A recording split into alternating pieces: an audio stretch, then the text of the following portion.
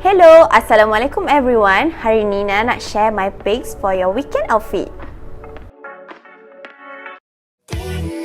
First look ni, Nana pilih colour yang earthy. Sebab bagi Nana, dengan earthy colour, it will make your whole look nampak clean and subtle.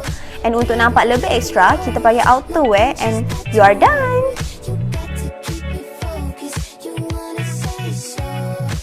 Okay, untuk look yang kedua ni, sesuai untuk hang out with friend ke, tengok wayang ke, Nana suka pairkan dress dengan cutting yang relax and jacket untuk nampakkan lebih edgy.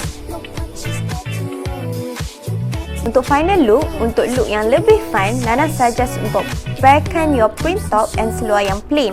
Barulah baju print ni nampak lebih menyerlah.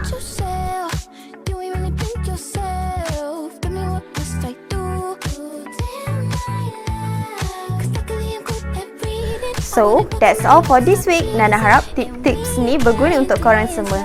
Bye!